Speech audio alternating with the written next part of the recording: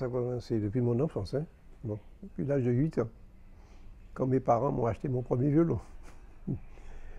Et après, ça a continué avec M. Calonne, qui a été mon premier professeur de violon. Puis ensuite, j'ai continué avec Mademoiselle Colette France. C'est elle qui avait créé la première école de musique de la Martinique. Et puis, bon, j'ai quand même reçu une bonne éducation musicale, hein, avec mes professeurs, M. Calonne, Mademoiselle Colette France, ainsi que tous les violonistes qui sont passés avec elle, comme Christian, comme Jean-Paul. C'est Christian Denegui et Jean-Paul Seuil. Oui, Christian Denegui, Jean-Paul Seuil. Il y en a eu d'autres, hein. Il y a eu aussi Maurice Lagier, José Lagier, qui pratiquait du violoncelle avec M. Naboulet, et qui a joué aussi avec nous dans Malavoie.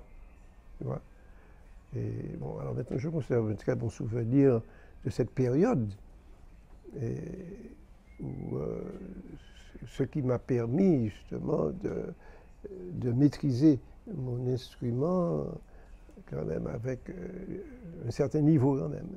J'étais pas le seul, hein. C'est valable pour tous les violonistes qui sont passés par M. Calonne et par Mademoiselle Colette France. Alors, l'éducation musicale que nous avons reçue nous a permis d'interpréter avec plus de facilité les œuvres de la tradition, c'est ça, les œuvres de la tradition martiniquaise et caribéenne. Comment est né Malavoie? Malavoie, tu sais, il y a eu plusieurs périodes, hein, de Malavoie. Il y a eu une première période dans les années 70, hein, au début des années 70, et avec même plusieurs enregistrements. Et avec Alain Jean-Marie au piano. Et oui, Alain Jean-Marie était le premier pianiste de Malavoie, avec Alex Bernard était à la contrebasse. D'ailleurs, Alain a participé à plusieurs enregistrements. Alors à cette époque, on a eu l'occasion de faire sortir ce qu'on appelle des 45 tours, hein. Bon, maintenant je crois que ça ne se fait plus.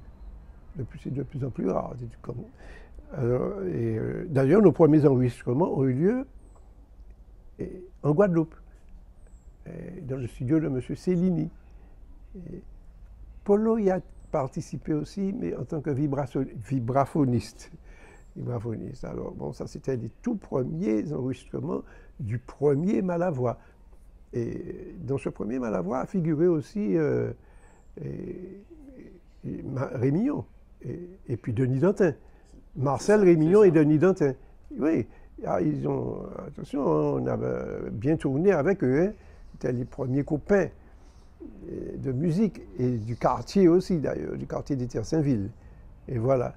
Et ça, c'était la première période du groupe Malavoie. Et puis, je me suis arrêté dans les années 1976, pendant un certain temps. Pourtant, le groupe a continué quand même, hein, avec Polo, Christian, et puis Polo il a ajouté des cuivres, des trombones, des trucs comme ça. Et il me semblait qu'il se produisait du côté de Casse-Pilote. Il paraît que ça tournait très bien, ça fonctionnait très bien. Mais je n'y étais pas. Et puis, brusquement, en 1980-81, Polo a décidé de revenir aux cordes, c'est-à-dire violon, violoncelle. Et voilà, ça a été la deuxième période du groupe Malavoie. Qui a eu cette idée de donner le nom Malavoie? C'est Jean-Paul Seuil, c'est lui le parrain du groupe.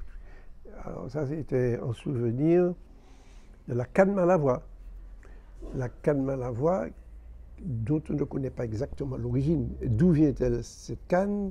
Est-ce qu'elle vient de l'Afrique? Peut-être parce que dans l'île de Gorée, il y a une rue Malavoie.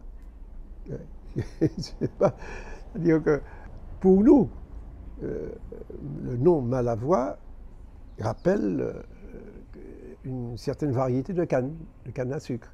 Alors, je ne sais pas si on la cultive encore à notre époque, je ne sais plus.